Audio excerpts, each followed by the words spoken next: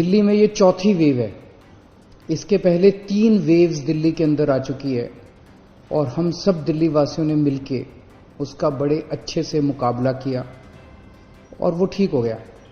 अब ये चौथी वेव आई है जो बेहद खतरनाक है, बहुत तेजी से बढ़ रहा है। कल के 24 घंटे की जो रिपोर्ट अभी थोड़ी देर में आज शाम तक पब्लिश होगी, दिल्ली में 10,732 केस पिछले 24 घंटे में आए हैं। 10,732 केस पिछले 24 घंटे में। उसके पिछले 24 घंटे में 7,900 केस आए थे। उसके पिछले 24 घंटे में 8,521 केस आए थे। मतलब आप देखिए कि पिछले 3 दिन के अंदर ही कितनी तेजी से बढ़े हैं। पहले 2 दिन लगभग 8 साढ़े 8 हजार केस थे और कल 24 घंटे में 10,732 केसेस आए। इसके ऊपर स्थिति बेहद चिंताजनक है, इसमें कोई दो राय नहीं है। लेकिन आपकी सरकार पूरी तरह से स्थिति पे नजर रखे हुए, मैं स्वयं इसके ऊपर नजर रखे हुए हूं, किसी और के लिए नहीं, हमें अपने लिए, अपने स्वास्थ्य के लिए, अपने परिवार के लिए बढ़ चढ़ के कोरोना के सभी प्रोटोकॉल्स फॉलो करने पड़ेंगे। अपनी सेहत अपने हाथ है। अगर हम अपनी सुरक्षा अपने हाथ है, जो 3 चीजें बार बार बोलते हैं, मास्क पहन के रखिए, सोशल डिस्टेंसिंग कीजिए और बार बार हाथ धोते रहिए। इसमें एक चीज और ऐड कर लो कि घर से तभी बाहर निकलेंगे जब बहुत जरूरी होगा। कुछ दिन की बात है, मुझे पूरी उम्मीद है जैसे पिछली 3 वेव चली गई वैसे ये चौथी वेव भी चली जाएगी। तो अभी फिलहाल ज्यादा से ज्यादा कोशिश करें कि घर पे ही रहें, घर से बाहर तभी निकलें जब बहुत जरूरी हो। हम लॉकडाउन नहीं लगाना चाहते, लेकिन कल सरकार को मजबूरीवश कुछ रिस्ट्रिक्शंस के ऑर्डर किए गए हैं। जैसे बसों में अब 50% लोग बैठ सकेंगे, मेट्रो में 50% की ऑक्यूपेंसी हो सकती है, बार्स रेस्टोरेंट्स के अंदर 50% की ऑक्यूपेंसी, इस तरह से कुछ कई सारे रिस्ट्रिक्शंस कल लगाए गए हैं। आप ही के लिए लगाए गए हैं, आप ही की सेहत के लिए, आपकी सुरक्षा के लिए लगाए गए हैं। आपसे अपील है कि उनको सबको अच्छे से फॉलो करें।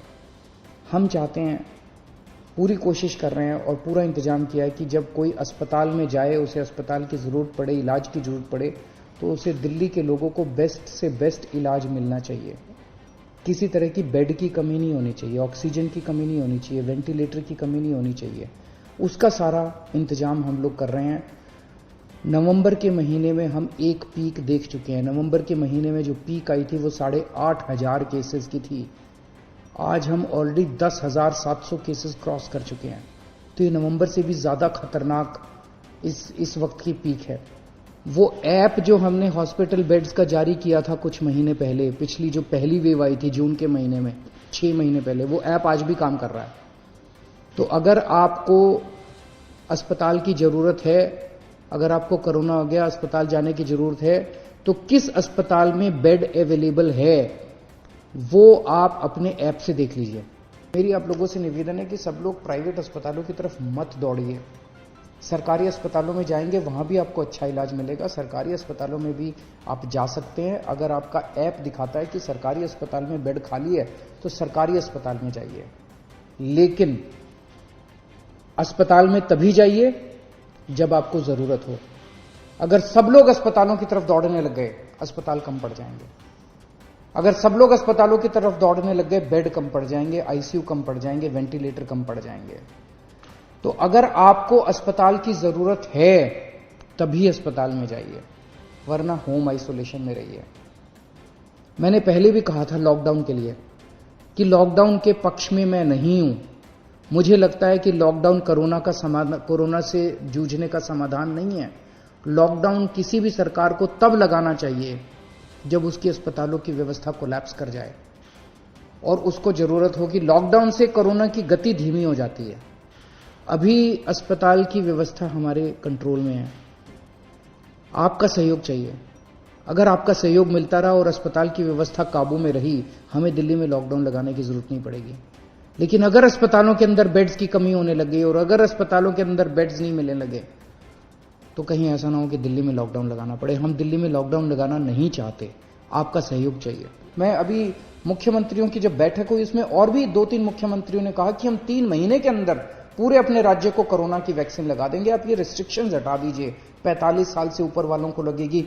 दिल्ली के अंदर जो मेरा डेटा है वो ये दिखाता है कि 65% मरीज दिल्ली के अंदर जो अब कोरोना के आ रहे हैं वो 35 साल से कम उम्र के हैं। तो अगर 65% मरीज 35 साल से कम उम्र के हैं तो कोरोना रुकेगा कैसे?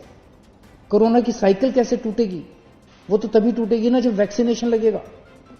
तो मेरी केंद्र सरकार से निवेदन है, केंद्र सरकार ने बहुत रिस्ट्रिक्शन लगा रखे हैं कि सेंटर नहीं खोल सकते, ज्यादा सेंटर नहीं खोल सकते, इस उम्र से कम लोगों को नहीं दे सकते। अभी तो हमें लार्ज स्केल के ऊपर, युद्ध स्तर के ऊपर सारी मशीनरी हमें वैक्सीनेशन के ऊपर लगा देनी चाहिए। इससे बड़ा विरोधाभास क्या हो सकता है कि हमारी वैक्सीन आ गई और उसके बावजूद हम कोरोना से लड़ रहे हैं, कोरोना इतना तेजी से फैल रहा है। वैक्सीन लगी थी, दोनों डोज लगी थी, उनको भी कोरोना हो गया। एक और उत्तर प्रदेश से एक अस्पताल से रिपोर्ट आई, एक महाराष्ट्र से एक अस्पताल से, कि कई सारे ऐसे लोग हैं जहां पे जिन लोगों ने दोनों डोज ले ली उसके बावजूद भी कोरोना हो रहा है। तो लोग पूछ रहे हैं कि यार ये वैक्सीन लगाने से कोई फायदा है?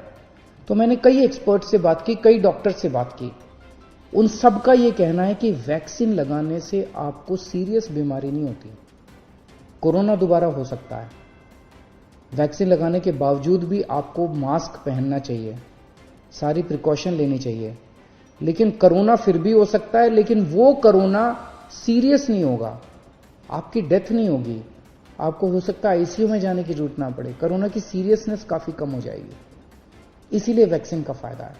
तो जो लोग आज, केंद्र सरकार जब भी इसको खोलेगी रिस्ट्रिक्शंस को, बहुत अच्छी बात होगी, लेकिन जो लोग आज एलिजिबल हैं, 45 साल से ऊपर की उम्र के हैं, वो तो कम से कम सारे तुरंत जाके कोरोना की वैक्सीन लगवा लीजिए, अपनी सेफ्टी के लिए, अपने परिवार की सेफ्टी के लिए।